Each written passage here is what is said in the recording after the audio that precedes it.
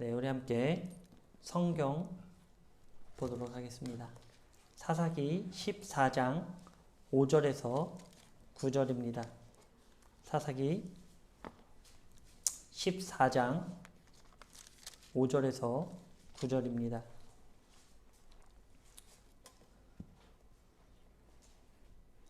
네, 오늘 말씀은 13장부터 14장 9절까지 말씀인데 5절부터 9절까지만 봉독하도록 하겠습니다. 제가 봉독하도록 하겠습니다. 삼손이 그의 부모와 함께 딥나로 내려가 딥나의 포도원에 이른즉 젊은 사자가 그를 보고 소리 지르는지라. 여호와 영이 삼손에게 강하게 임하니 그가 손에 아무것도 없이 그 사자를 염소 새끼를 찢는 것 같이 찢었으나 그는 자기가 행한 일을 부모에게 알리지 아니하였더라. 그가 내려가서 그 여자와 말하니 그 여자가 삼손의 눈에 들었더라. 얼마 후에 삼손이 그 여자를 맞이하려고 다시 가다가 돌이켜 그 사자의 죽음을 본즉 사자의 몸에 벌떼와 꿀이 있는지라. 손으로 그 꿀을 떠서 걸어가며 먹고 그의 부모에게 이르러 그들에게 그것을 드려서 먹게 하였으나 그 꿀을 사자의 몸에서 떠왔다고는 알리지 아니하였더라. 아멘. 네, 오늘부터 12월 한 달간 그 삼손의 데드라인이라는 제목으로 한 달간 삼손을 묵상하면서 우리의 삶을 한번 돌아보기 원합니다. 우리의 믿음 생활, 그것을 2020년이 끝난 이때 우리 함께 한 달간 돌아보며 나의 신앙을 한번 점검해 보시길 부탁드립니다. 네, 우리가 전에 사사기 강의 때도 뭐 삼손 잠깐 다뤘지만 사사기의 핵심 말씀이 뭐였다고 했죠? 사사기 때 핵심 말씀. 네, 다들 아시죠? 네. 네, 마지막 21장 25절에서 강조하듯이 무엇입니까? 이스라엘의 왕이 없으므로 사람이 각기 자기의 소견에 옳은 대로 행하니라. 사람들이 자기 멋대로 살았다는 거예요. 자기 보기에 좋은 대로 살았다는 거예요. 이것을 제가 올해만도 꽤 강조했던 것 같아요. 예, 잊지 마시기 바랍니다. 사사기 시대를 대표하는 말씀. 사람들이 멋대로 살았다. 자기가 좋은 대로 살았다. 자기 보기에 좋은 대로 살았다라는 거예요. 그거 잊지 마시기 바랍니다. 이런 사사 시대의 마지막 사사로 쓰임받는 사람이 있는데 그것이 바로 삼손이에요. 우리는 삼손하면 슈퍼맨이나 아이언맨처럼 어떤 영웅적인 모습으로 기억할 때가 있습니다. 왜? 영화에 보면 좀 그렇죠. 이 헐리우드 영화도 성경을 다루는 영화들은 좀 조심해서 볼 필요가 있어요. 좀 다시 한번 묵상하면서 볼 필요가 있어요. 고지고대로 보면은 안 되더라고요. 뭐 최근에 제가 몇 년 전에 개봉했던 뭐 모세 이야기도 그렇고 뭐 엑소더스 이런 것들 보면은 전혀 성경의 말씀과는 상관없는 내용들이 너무 많이 나와요. 그래서 지금 이 시대에는 성경을 관한 내용조차도 분별해서 우리가 꼭 봐야 합니다. 삼손에 대한 모습이 좀 이렇게 영웅적인 모습으로 성경에 그 영화적인 모습으로는 나와서 우리가 그렇게 각인되고 있을 때가 있는데, 물론 그의 힘은 이 세상의 힘이 아니에요. 저 세상 힘이죠. 그의 파워를 따라갈 자가 이 세상에 존재하지 않았어요. 뭐 어마어마했습니다. 웬만한 히어로도 그만한 힘을 장착하지 못할 정도로 굉장한 힘을 갖고 있었죠. 그러나 이 힘을 제외하고 하나님을 바라보는 신실한 순종으로 보자면 삼손의 점수는 거의 빵점입니다. 힘은 좋았어요. 그리고 힘만 좋았던 게 아니에요. 삼손은 하나님께서 나실인으로서 구별해서 탄생하게 했는데, 이 삼손이 우리가 힘으로만 강조하고 있는데 절대 그런 사람이 아니었어요. 굉장히 머리에 지식도 뛰어났던 사람이고 감성적이었으며 그 시대의 그 분별, 상황을 굉장히 빨리 파악하는 그런 능력이 있는 사람이었습니다. 그러니까 지성도 있었고 체력도 있었던, 그러니까 굉장히 장수 중에 장수였죠. 지금 뭐 우리나라 조선시대로 따지면 뭐 이순신 장군처럼 그렇게 아주 뛰어난 지략가이면서도 힘이 센 그런 장수였습니다. 근데 안타깝게도 하나님을 신실하게 바라보는 모습에서는 빵점이었다라는 거죠. 하나님은 이스라엘을 구원하시기 위해 이런 삼손을 어떻게 사용하시며 또 우리에게 주시는 교훈은 무엇인지에 대해서 우리 한 달간 바라보기 원해요. 왜 이런 빵점인 삼손을 하나님께서는 사용할 수밖에 없었는가? 그것을 우리가 한번 좀 묵상해 보기 바랍니다. 사사시대는 각 시대별로 타국으로 인해 고난을 받을 때 이스라엘 백성들이 하나님께 부르짖습니다. 하나님 살려주세요. 못 살겠습니다. 그럼 하나님께서는 어김없이 그 기도의 소리를 들으시고 그 부르짖음을 들으시고 사사를 세우세요. 그리고 그 압제하는 나라로부터 자유함을 주시죠. 그것이 사사기의 일괄된 내용이에요. 계속해서 반복되는 내용이에요. 그러다 또 평화가 찾아오면 약 한 40년의 평화가 찾아오면 그때 또 이스라엘 백성들은 하나님을 잊고 또 타락하고 또 하나님께 부르짖고 또 하나님은 사사를 세워서 살려주고 그게 바로 이 사사 시대를 대표하는 내용이죠. 물론 입다 시대에는 그 죄악이 너무 심해서 이스라엘 백성들이 부르짖어요. 하나님한테. 하나님 살려주세요. 거의 삼손하고 가까운 때인데 하나님 살려주세요 했더니 하나님 뭐라 그러시냐면 왜 나한테 와서 부르짖느냐 이거예요. 너희들이 섬기는 이방신이 있지 않냐. 그 신한테 가서 부르짖지. 아니 평소 때는 그 신들한테 가서 그렇게 열심히 충성을 다하다가 왜 지금 와서 나를 찾느냐. 날 찾지 마라. 난 너희들 도와줄 마음도 없고 그러고 싶지도 않다. 그냥 너희들이 그동안 섬기던 이방신에 가서 경배하고 그 신한테 부르짖으라 이거예요. 그런데 하나님의 마음이 어떨까? 이렇게 말씀하시고도 자신의 자녀가 간절하게 살려달라고 부르짖으니까 이 부모의 마음이 또 그렇지 않은 거예요. 우리 부모가 그렇잖아요. 미워서 진짜 한 대 때려주고 싶어도 막 그렇게 부르짖고 애원하는 모습 가운데서는 마음이 녹아질 수밖에 없는, 그렇죠. 하나님이 그래서 또 그 부르짖음을 결국 또 들으시고 입다를 세워서 암몬으로부터 그 나라를 또 회복시킵니다. 이게 참 하나님의 우리한테 바라보는 일괄적인 모습, 우리의 연약한 모습을 채워주시고 그 가운데 우리에게 지속적으로 우리의 동행해 주시고 도와주는 그런 모습들이 하나님의 모습이에요. 우리 인간들은 지속적으로 하나님의 그 사랑을 거부하는 모습. 참 재밌죠? 그대로 사사가 일어나는데 이들의 행정은 딱히 내세울 만한 게 없어요. 입다 이후에 사사가 3명의 사사 정도가 일어나는데 그냥 자녀를 낳고 죽었다 정도로 끝납니다. 그들의 행정은 크게 얘기할 게 없어요. 왜냐? 입다를 통해서 한 40년간의 또 평화의 시대에 사사가 일어났기 때문에 종종의 블레셋과의 싸움은 있었겠지만 그 가운데 이들은 그냥 평화로운 생활을 살게 됐더라는 거죠. 예, 그리고 마지막 사사인 삼손으로 넘어가는데 이때 이스라엘 백성들은 또다시 하나님의 목전에서 악을 행하기 시작합니다. 그 전부터 계속해서 악을 행해왔다는 거죠. 그래서 하나님은 이들의 그런 죄악을 깨닫게 하기 위해서 블레셋이라는 나라를 세워서 40년간 이들을 압제하게 만듭니다. 그러니까 그동안에는 사사를 세워서 40년의 평화를 줬는데 이제는 40년의 압제를 주시는 거예요. 왜 그랬을까요? 예, 그것은 이들이 너무나 죄악이 심했기 때문이에요. 반대적인 내용으로 접근하는 거죠. 이제 삼손이 사사 시대 마지막 그 사사인데 그 대표적인 예를 지금 얘기하고 있는 것입니다. 하나님은 결국 블레셋을 이 나라를 대적하는 나라로 세웁니다. 블레셋 하면 가장 떠오르는 인물이 누굴까요? 블레셋. 예, 다들 마스크 쓰고 있지만 얘기하는 것 같습니다. 골리앗이죠, 골리앗. 네. 예, 그렇습니다. 골리앗인데 이처럼 사사시대 끝자락부터 왕정시대까지 이스라엘을 괴롭힌 나라가 바로 이 블레셋입니다. 이스라엘 백성들의 악행이 너무 지나쳐 하나님은 블레셋을 그들의 대적으로 세워 고난을 당하게 하는데 삼손의 시대에는 다른 사사 시대와는 다르게 특이한 점이 있어요. 그것은 바로 이스라엘 백성들이 블레셋의 지배를 받고 고난을 당하고 있는데 하나님께 부르짖질 않는 거예요.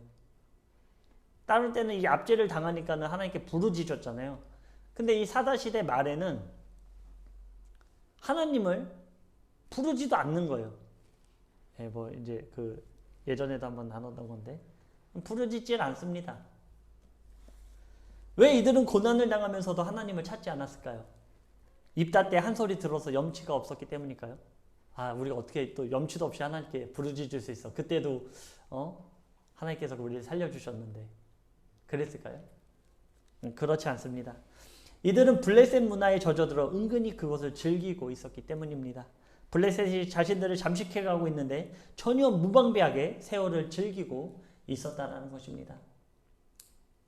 요즘 시대도 그렇죠. 이 문화라는 것이 굉장히 무서워요. 문화.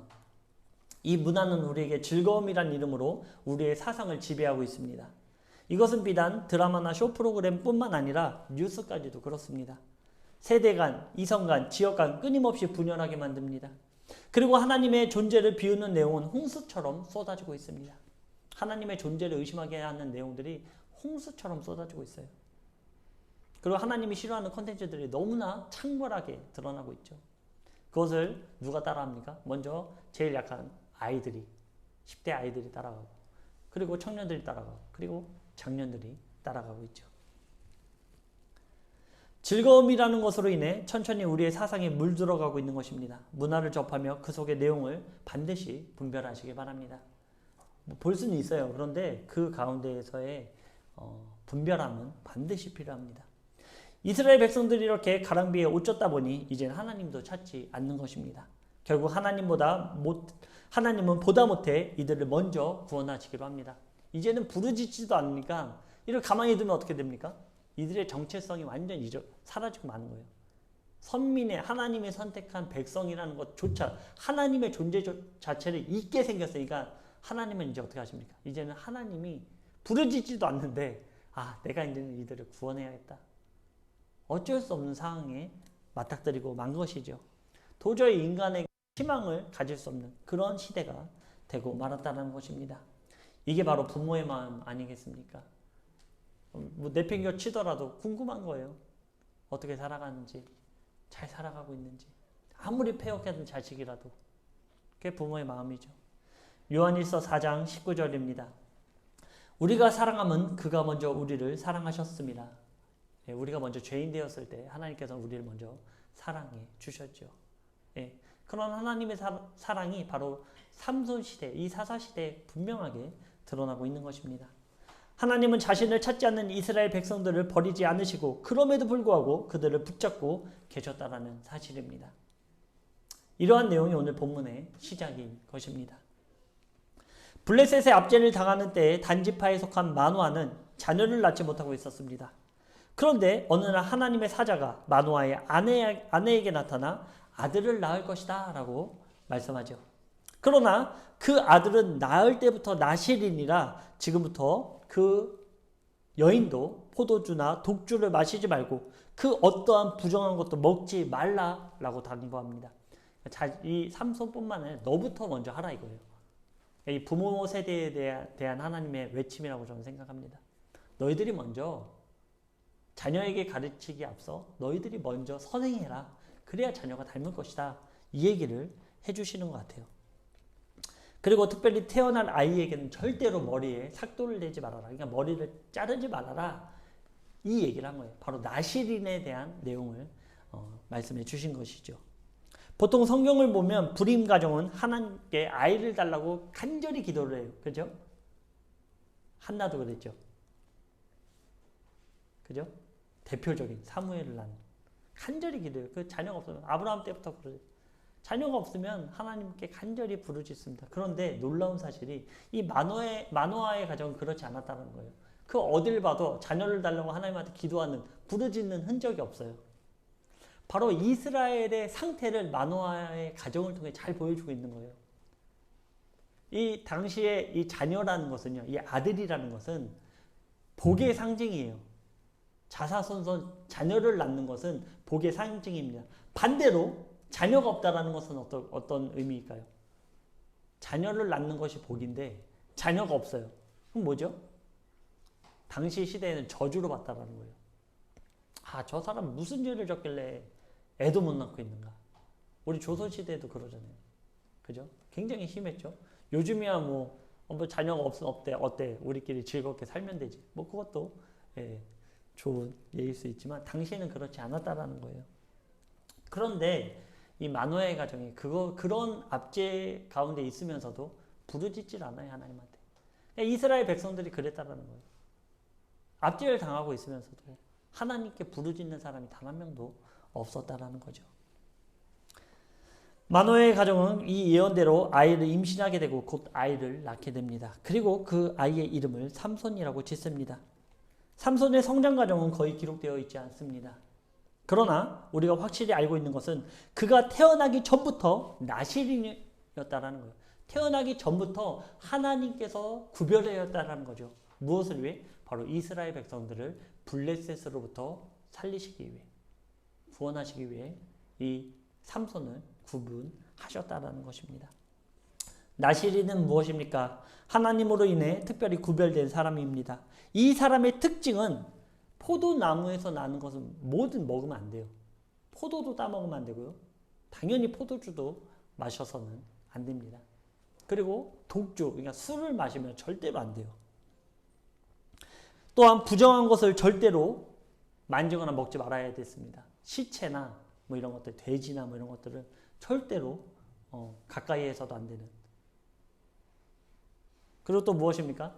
마지막으로 머리를 자르면 안 되는 그런 규정을 갖고 있어요. 그러니까 당시에 만약에 나시린이라고 하면은 머리의 상태가 어땠을까요? 머리가 장발인 거예요, 장발.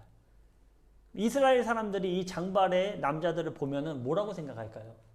아, 이 사람 나시린이구나. 아, 이 사람 특별히 구별돼서 하나님께서 사용하시는 나시린이구나. 이것을 알 수 있다는 거죠. 근데 삼손은 심지어 태어날 때부터 나시린이에요. 머리가 얼마나 길었겠습니까? 보통 하나님께서는 자신이 서원해서 나시린이 되는 경우 1년, 2년, 3년 뭐 이런 단기간적인 부분들이 있는데 이 삼손은 태어날 때부터 나시린이었다는 거예요. 그러니까 이제는 누가 봐도 이 사람의 머리 길이를 보면 이 사람은 나시린이구나. 누구든지 알 수 있다는 거죠. 여기까지 삼손의 탄생 배경을 보면 떠오르는 사람이 있습니다. 누굽니까? 삼손의 지금까지의 어떤 태어나는 흔적들을 보면 누가 떠오릅니까? 저는 예수님이 떠오릅니다. 삼손의 생애를 보면 예수님이 떠오릅니다. 물론 예수님은 순종의 결정체셨고 삼손은 그렇지 못했습니다. 예수님의 탄생도 먼저 마리아에게 천사가 나타나 그 탄생을 말씀하셨고 나중에 그의 약혼자 요셉에게 말씀하셨습니다. 마노아의 가정도 마찬가지예요. 여인에게 먼저 나타나고 그리고 마노아가 만나게 되죠. 그리고 예수님은 태어나기 전부터 구별된 분이셨고 삼손 역시 태어나기 전부터 구별된 사람이었습니다. 그리고 성장 배경에 대해서도 별로 기록된 것이 없어요. 예수님의 성장 배경도 한 대목으로밖에 나오지 않죠. 삼손 역시 마찬가지예요. 삼손도 태어나서 이렇게 성장 과정은 성경이 기록하고 있지 않습니다. 마지막 주에 나누겠지만 삼손의 죽음도 예수님과 닮은 것이 많습니다. 그러나 예수님과는 전혀 다른 모습으로 성장한 삼손이 등장하기 시작합니다. 4장 1절입니다. 삼손이 딥나에 내려가서 거기서 블레셋 사람의 딸들 중에서 한 여자를 보고. 자, 태어나 성장한 삼손의 모습이 바로 기록되어 있는데 현재 삼손은 어디로 가서 누구를 만나고 있습니까? 예, 자신의 적국 블레셋으로 가서 블레셋 여인을 본 것입니다. 그런데 여기서 봤다는 것은 그 여인을 마음에 들어했다라는 표현입니다. 다른 말로 하면 뭐죠? 자기의 소견에 좋은 대로 행했다는 거예요. 소견이 보기에 좋은 것대로 행했다는 거잖아요. 삼손이 지금 현재 이스라엘의 모습을 너무나 적나라하게 보여주고 있는 거예요. 첫 모습이 등장하는데 자기의 소견대로 행하는 삼손의 모습을 그려내고 있습니다. 근데 삼손은 지금 이스라엘의 어떤 직분을 감당하고 있죠? 나시린이면서 사사예요. 블레셋을 대적해서 싸워야 될 이 사사가 하나님께 구별한 이 사사조차 자기의 소견대로 행하고 있는 모습을 보여주고 있죠. 지금까지의 사사들이 이런 모습은 없었어요. 하나님께서 세워주시면 하나님의 뜻대로, 물론 순간순간에 잘못된 선택을 하는 경우는 있었지만 이렇게 대놓고 처음부터 하나님의 말씀을 어기는 사사는 없었습니다. 근데 대표적으로 이 사사기 말대의 삼손은 자기 소견대로 행하고 있는 모습들을 처음부터 적나라하게 우리에게 보여주고 있는 것입니다. 블레셋 딥나로 가서 여인을 만났는데 이 여인이 너무나 마음에 드는 거예요. 그래서 이제 집으로 돌아갑니다. 돌아가서 이 부모에게 이 여인과 결혼시켜 줄 것을 요구하게 되죠. 삼손의 부모는 이것을 허락했을까요? 삼손의 부모는 이것을 허락했을까요? 안 했을까요? 네, 허락하지 않습니다. 마노아와 삼손의 어머니는 어째서 이방 여인과 결혼하려고 하느냐? 유대에도 많은 여인들이 있는데 왜 하필 적국 이방인이 사는 그 블레셋의 여인을 네 와이프로 삼으려고 하느냐? 왜 결혼하려고 하느냐? 이 얘기를 하고 있는 거예요. 나시린, 특별히 나시린은 이방 여인과 통혼해서는 절대로 안 됩니다. 그러니까 이게 나시린으로서, 삼손이 나시린으로서 어기고 있는 그 모든 사안을 처음부터 기록하고 있는 거예요. 그러나 삼손은 이것을 귓등으로도 듣지 않습니다. 그리고 바로 아버지인 마노아에게 그 여인을 데려올 것을 권하죠. 마노아는 어떻게 했을까요? 아버지 마노아는 이 요청을 수락했을까요? 네, 수락하고 맙니다. 수락해요. 더 이상 그 요청을 거절하지 않습니다. 이 내용으로 보건대 삼손은 가정에서 어떻게 자랐을까요? 거의 천상천하 유아 독존으로 자란 듯 합니다. 귀한 자녀다 보니까 이 부모가 하라는 대로 했던 것 같아요. 또 힘도 좋죠. 머리도 똑똑하죠. 그러니까 아들한테 절절매는 모습이 보이는 거예요. 이 부모가. 부모는 전혀 삼손을 훈육하지 못합니다. 이것은 무엇을 말하는 걸까요? 삼손이 나시린으로서 때로는 엄하게 훈육되어야 하지만 그렇지 못했다라는 것입니다. 즉 지금 시대로 말하면 다음 세대를 세우는 것에 실패하고 말았다는 것이죠. 나시린은 이방 여인을 맞이할 수 없지만 부모도 완곡히 말리지 않고 삼손은 심지어 이 개념조차도 없는 듯 합니다. 이 이방 여인과 통혼하면 안 된다는 이 개념조차도 이 삼손은 없었던 거예요. 그냥 내가 보기에 좋으니까 이방 여인과 결혼하는, 하나님의 뜻과는 상관없이 내가 원하는 대로 살아가는 삼손의 모습이 적나라하게 나오고 있죠. 당시에 사사가 이랬으니 이스라엘 백성들은 어땠을까요? 이 삼손이 이 정도면 이스라엘 백성들은 뭐 말할 것도 없죠. 그 죄악의 창궐이 너무나 불보듯 뻔한 모습이 나옵니다. 부모와 함께 딥나로 내려가서 삼손은 홀로 여자에게 혼인 얘기를 하기 위해 길을 떠납니다. 그런데 그 길을 가던 중에 어디로 갑니까? 5절에 보면 포도원에 들어가고 맙니다. 그런데 이 삼손의 딥나로, 이 여인을 만나러 가는 길에 포도원이 있는 걸까요? 아니면 굳이 포도원에 있는 길로 갔을까요? 삼손은. 가다 보니까 포도원이 있었을까요? 아니면 굳이 이 포도원이 있는 길로 갔을까요? 맞아요. 삼손은 굳이 이 포도원이 있는, 조금 돌지만 이 포도원이 있는 길로 갔다라는 거예요. 왜 갔을까요? 당연하죠. 그냥 포도 따먹으려고 간 거죠. 근데 나시린은 포도에서 나는 거는 어떻게 하면 안 된다고요? 먹으면 안 돼요. 근데 삼손은 굳이 포도원으로 가서 포도를 실컷 따먹고 또 뭐 거기서 나오는 뭐 포도주 이런 게 있으면 그것도 마시고 이런 모습들을 지금 보여주고 있는 거예요. 근데 포도원에 갔더니 무엇이 삼손을 기다리고 있습니까? 젊은 사자가 있는 거예요. 젊은 사자가. 당시에 뭐 유대 사회에 사자가 이렇게 빈번하게 출연할까요? 그렇지 않아요. 아주 희박한 일이에요. 희박한 일. 포도원에 사자가 나타나는 희박한 일이에요. 그럼 무엇을 경고하는 걸까요? 이 사자가 나타났다는 것은 무엇을 경고하는 걸까요? 삼손에게. 야, 네가 여기 들어가면 안 돼. 네가 있어야 될 곳은 여기가 아니야. 이것을 경고하는 거죠. 그런데 재밌게도 그 순간 하나님의 영이 삼손에게 임합니다. 그러면서 사자를 찢어 죽여요. 아이러니하죠.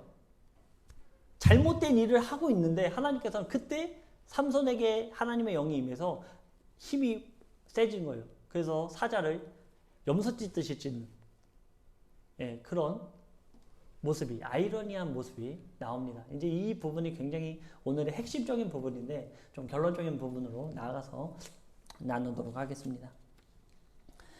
그리고 삼손은 죽이고 나서 실컷 포도 따먹고 여인에게 가서 이제 결혼해 줄 것을 말하죠. 여자도 이를 허락합니다. 이를 알리기 위해 딥나로 가던 중 삼손은 길을 돌이켜, 이제 이 내용이 나오는 거예요. 가던 중에 지름길로 가고 있다가 다시 길을 돌이켜요. 얼로? 포도원이 있는 데로. 왜? 또 포도 따먹으려고. 맛있으니까. 포도원으로 가는데 거기에 무엇이 있습니까? 자신이 찢어 죽였던 사자가 거기 있는 거예요. 근데 봤더니 그 안에, 죽은 사체 안에 무엇이 있습니까? 벌들이 있는데 그 벌들이 꿀을 만들고 있었다는 거죠. 이것도 흔한 일일까요? 아니, 벌들이 죽은 사체에 가서 꿀을 만드나요? 보통? 그렇지 않죠. 그런데 그 희박한 일이 또 있었다는 거예요. 그럼 그건 뭘 얘기하는 걸까요? 네가 여기 오면 안 된다는 걸 또 얘기하는 거겠죠. 근데 삼손은 어떻게 합니까? 죽은 사체 가서 거기서 손으로 꿀을 뜹니다. 그리고 열심히 먹어요. 그리고 그 꿀을 떠다가 또 누굴 줍니까? 부모에게 주죠. 말하지 않아요. 부모에게 이거를 말하면 안 되죠. 왜냐면 자기는 나실인데 포도원 가는 게 들통나잖아요. 삼손은 지금 하지 말아야 될 것을 다 하고 있어요. 포도원에서 포도 따먹었죠.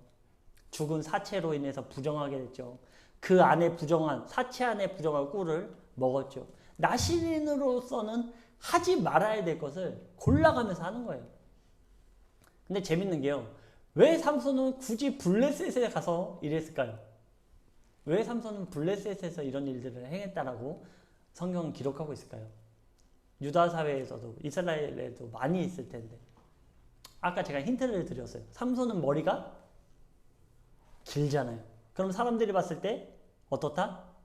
이 사람은 구별된 나실인이다. 이 사람은 포도원에 들어가면 안 돼요. 죽은 사체를 만져서도 안 되고 그런 나실인이기 때문에 이스라엘 안에서는 못하는 거예요.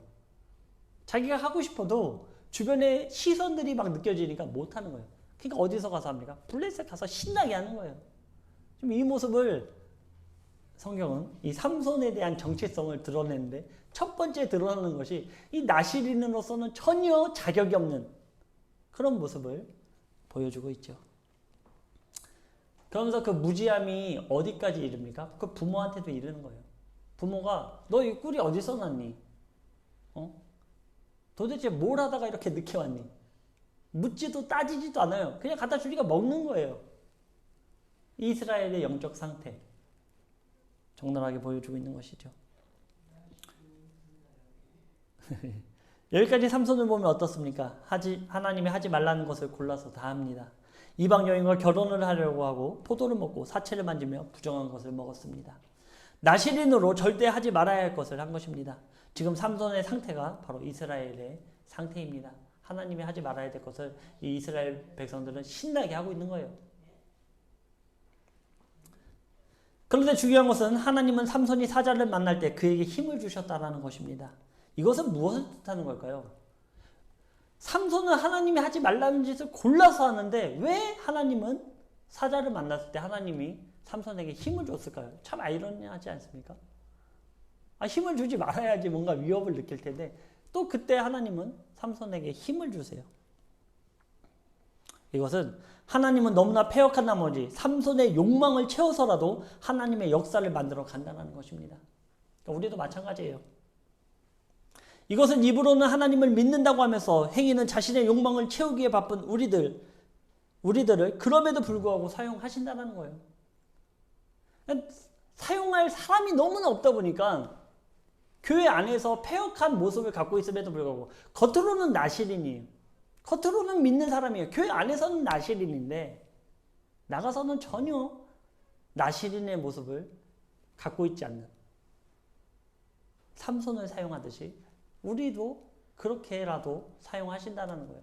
하나님 보시기에 패역한 일을 골라서 함에도 불구하고 입으로는 하나님을 시인하고 행위로는 절대 하나님을 따라가지 않는 우리들. 그런데 그럼에도 불구하고 사용할 사람이 없으니까 그런다고 세상 사람을 사용하겠습니까? 어쩔 수 없이 삼손을 사용하는 모습. 그 욕망을 채워가면서라도 하나님은 이 삼손을 사용할 수밖에 없는 그 간절함이 있었다는 것이죠. 네, 이것은 우리 세대를 바라보며 아주 가슴 아픈 현실입니다.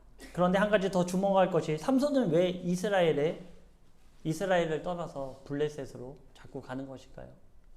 네, 아까도 제가 말씀드렸듯이 그것이 바로 이 기독교인들의 모습, 현재를 살아가고 있는 우리들의 모습을 보여주고 있는 것입니다. 교회 안에서는 하기 좀 힘들어요. 그렇죠? 교회 안에서는 험한 말도 하기 힘들고 교회에서는 뭐 성내기도 힘들고 뭔가 이 나실인으로서의 경건한 모습, 경건한 척을 좀 하고 살아야 되는데 교회 안에서는 못하죠. 그런데 사회에 나가면 전혀 이 사람이 나실인인지 뭐 그냥 머리만 긴 사람인지 알 수가 없다라는 거죠. 나시 하나님께서 구별한 사람이에요. 하나님께서 구별한 사람. 예, 하나님께서 쓰시려고 구별한 사람. 성결하게 구별한 사람. 근데 전혀 삼손은 그렇게 하지 않았다라는 것이죠. 네, 이것이 바로 나시린으로 세운 그 삼손을 하나님께서 사용하시는. 네, 그렇습니다. 우리 이것을 좀 심각하게 받아들여야 될 것 같아요. 하나님은 이 삼손의 탄생 배경을 얘기해주고 이 성장해서의 모습을 보여주는데 처음부터가 하나님의 말씀대로 살아가지 않는 나시린인데 하나님께서 구별하셨는데 근데 그 뜻과는 전혀 상관없이 자기 멋대로 살아가는 이 삼손의 모습을 우리에게 보여주고 있는 것입니다. 우리는 어떻습니까? 우리 안에 나시린으로서 그냥 하나님께서 구별된 우리의 삶을 교회에서뿐만 아니라 나의 삶 가운데서도 성실하게 살아가고 있습니까? 벌써부터 고개를 흔드시는 분들이 있는데 예, 바라기는 노력해야 돼요. 우리가 그냥 하나님께 기도하면 뚝 떨어지겠지 그런 생각을 좀 바꿔야 돼요. 이것도 훈련이에요. 훈련. 성경은 훈련에 대해서 분명히 얘기하고 있거든요. 훈련해야 돼요. 아까도 뭐 기도 중에서도 우리가 감사하는 삶 훈련해야 돼요. 막 힘들고 어려운 삶이 우리에게 와요. 불평불만의 삶이 나에게 오는데 그것에 대해서 내가 무감각하게 나시린을 까먹고 그냥 그대로 살아가고 있는가? 아니면 그런 와중에 깨닫게 되는 거죠. 난 나시린이지. 나는 하나님을 믿는 하나님을 섬기는 하나님의 백성이지. 이 정체성을 깨달아서 노력해야 된다는 거죠. 그리고 그 노력함에 있어서 가장 효과적인 방법이 무엇이냐면 하나님의 말씀을 가지고 나의 영혼에게 명령하는 거예요. 내 영혼아, 하나님을 송축해라. 모든 만물을 지으신 하나님을 나의 모든 것아 하나님을 찬양하라. 내 영혼아 불평불만이 있을지라도 하나님께 감사하라. 이것이 하나님이 나에게 원하시는 하나님의 뜻이다. 이것을 내 영혼에 대해 계속해서 외쳐야 돼요. 계속해서 명령해야 됩니다. 무엇으로? 하나님의 말씀으로. 그럴 때만이 우리 안에 진정으로 하나님을 섬기는 나시린, 성결된 그 분별되어 있는 나시린으로서 크리스천으로서의 모습, 그 정체성을 회복해 나갈 수 있는 것입니다. 이제 앞으로 이제 한 달 동안 나누면서 이 삼손이 도대체 어디까지 가다 그 데드라인이 뭐죠? 거기에 닿으면 이제 죽게 돼요. 이 데드라인까지 가는 이 삼손의 여정이 있습니다. 나시린으로서 하나님께서 구별하셨지만 전혀 그렇게 살아가지 않는 이 여정을 우리가 한 달간 보면서 우리가 2021년은 어떻게 준비해야 될까? 내가 하나님을 믿는 백성으로서 2021년은 어떻게 살아가야 될까? 이것을 한 달간 묵상하길 주님의 이름으로 축원드립니다. 기도하겠습니다. 능력의 하나님 아버지 감사합니다. 주님께서는 시대를 구원하기 위해 사사를 세웠지만 그 사사조차도 자신의 소견대로 행하는 모습을 바라보게 됩니다. 이러한 모습이 지금 시대를 살아가는 우리의 모습이 아닌지 다시 한번 스스로에게 반문하게 됩니다. 하나님, 저희가 주님께서 구별하셨고 주님의 백성의 정체성을 회복하기 원하오니 저희들의 모든 삶 가운데 주님의 말씀이 선포되어질 수 있게 도와주시고 그 말씀을 지하여 살아갈 수 있도록 주님께서 인도하여 주시옵소서. 아버지, 한 달간 삼손의 모습을 바라보며 우리의 모습을 투영시킵니다. 주님께서 깨닫게 도와주시고 훈련되게 도와주셔서 우리가 2021년 살아갈 때 온전한 모습으로 주님께 엎드려질 수 있도록 함께하여 주시옵소서. 아멘. 언제나 인도해 주시고 함께해 주심을 믿사오며 사랑 많은 신 예수 그리스도의 이름으로 감사하며 기도드렸습니다. 아멘.